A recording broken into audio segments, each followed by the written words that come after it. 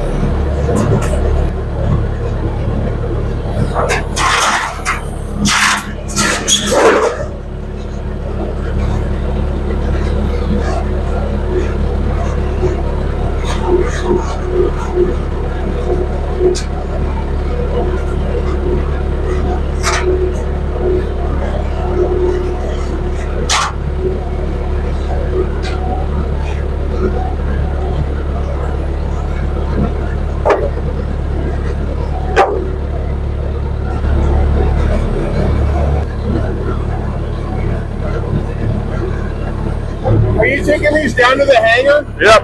Okay, we'll stack the timbers on top of this, then go in. Okay.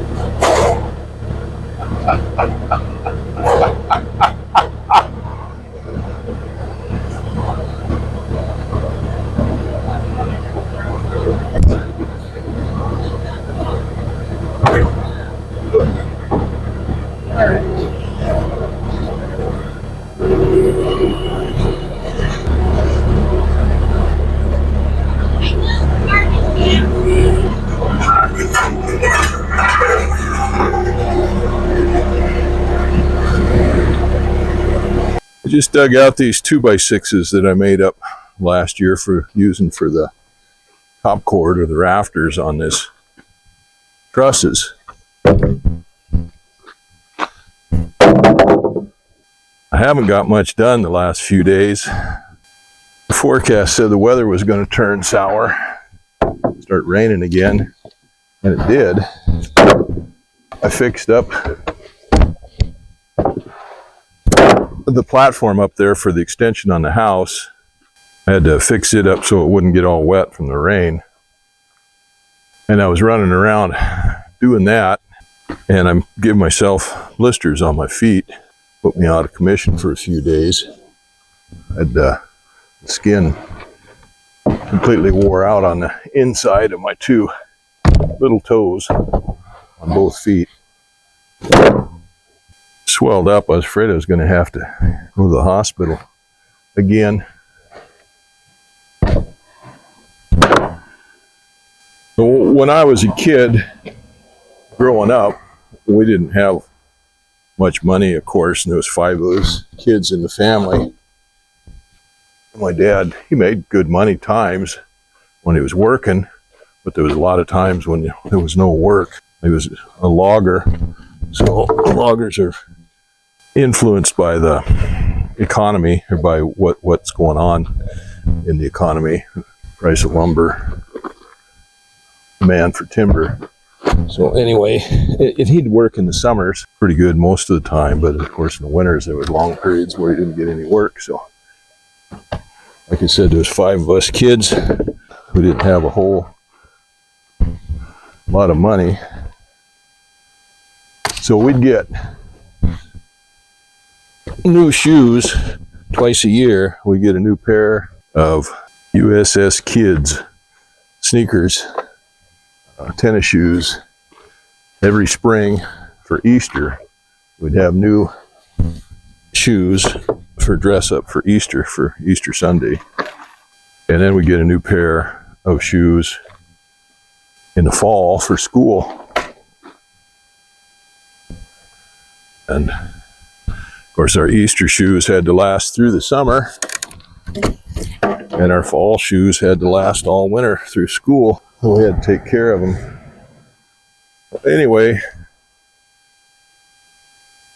I went through a pretty good growth spurt one winter. It outgrew my shoes. We didn't have money for new shoes, so I had to wear the ones that were too small for me. And my toes got messed up from that, curled under. They rub on each other, and whenever I do a lot of walking and stuff, not whenever, it doesn't bother me all the time, but sometimes it does. You get to doing a lot of walking and stuff, and they'll get blisters on them pretty easy. A few years ago, my wife and I went to Europe for my son. He had a contest in Europe, chocolate baking contest, a chef contest he was invited to in Europe, and my wife wanted to go over and see his contest, so I had miles accumulated on my airlines or on my credit card from buying fuel and supplies and stuff for the airplane. So I got us tickets to go to Europe, and we spent a couple weeks touristing around Italy, and then went to France, Paris, where my son's contest was. Meanwhile, like I said, we did a lot of walking. We stayed in bed and breakfast, the cheapest place we could find, and we walked there almost everywhere we went. Walked miles every day. Well, the day after my son's contest was over, we were walking around Paris, getting a tour from a sponsor that he had for the chocolate contest, and I started getting sick. And it turned out I had cellulitis in my leg from my foot, from blisters in my toes. Wound up in the hospital, spending part of my vacation in the hospital,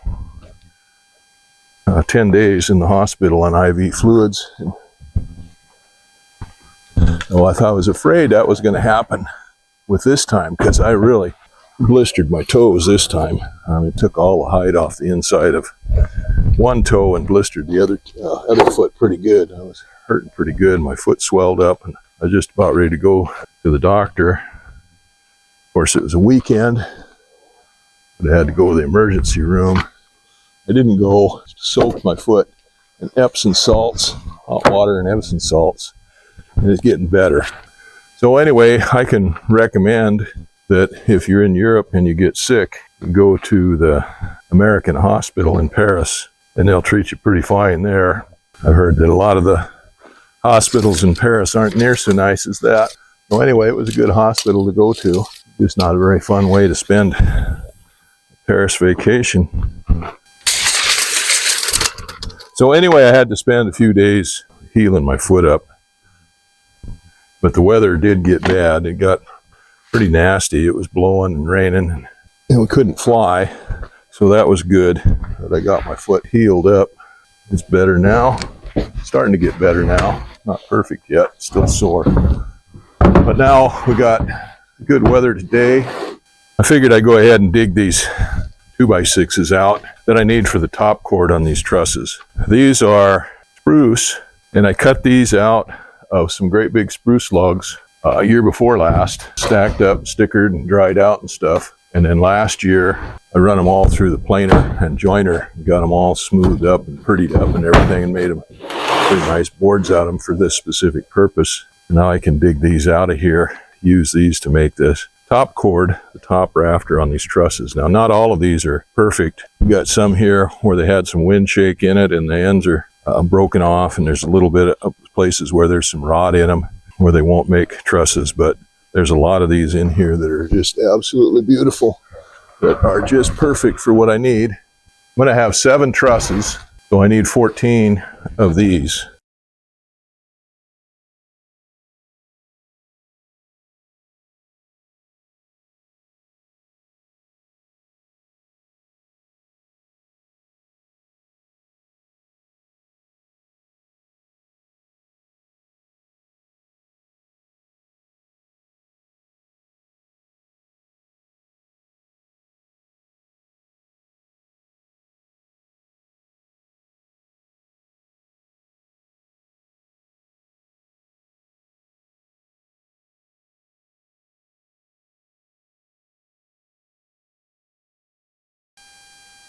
All right, I am done with this project now. I needed 14 of those out, and I got 17 of them out. We get a couple of spares just in case. Go through those and pick through the best ones. I was going to put those all back away when I got them dug out, but I think I'm going to leave them out here overnight. I got to fly again tomorrow, so they'll be out most of the day tomorrow. And we'll see how I feel tomorrow, but I can probably start working on these. What I'm due first is I'll lay out the angle, because there's one angle to cut on these 2x6's, and that'll be on the peak of the roof. So I'll go ahead and figure the angle out on that. Only need to cut one board for that and use it for a pattern for the rest of them. Then I'll go ahead and cut the angles on those boards, lay them out in here, and then I can lay out the 2x4s that go on the bottom cord, get the angles cut on those. I'm going to have the king post. It'll have a double angle on the top where it comes up and meets the rafters at the peak. And it'll be flat at the bottom where it meets the bottom cord. And then there'll be two diagonals that go out, and those will be mirror images of each other. They're going to have 3 angles on them. They'll have 2 angles on the bottom where they come in and meet the bottom cord at the king post, and then an angle where they meet here on the rafter. So it'll probably take me, as slow as I am, to figure out the angles on those, but I'll see if I can't get these all cut. I've got the gussets already cut. They're up in the house. Once I get all the sticks cut for this, then I can bring the gussets down here and start nailing these trusses together. And again, I've got it set up in here where it's under cover. The heavy rain and a little bit of wind that we had the last couple days actually got the end of this table that I made up wet, but it's dried out now. And I'll be able to do most of the work in here under cover and get these trusses made underneath here. And I can do that. If it's raining and I don't want to work outside, I don't know what's going to happen. We can't trust this weather here. They say they're forecasting that it's going to be rainy for the next few days. They were actually forecasting rainy tomorrow and the next day and then clear off for a couple of days. And now they're saying rain for the next few days. And who knows what's going to happen. But I need 3 days to get those SIP panels ready. I've got to frame in the 2x6 end wall. I need a day for that. So I need 3 or 4 days of good weather to work on that platform again to get ready to put these trusses on. But I can do these trusses in the bad weather. As soon as these dry out here a little bit, I'll put them away and get them out of the way.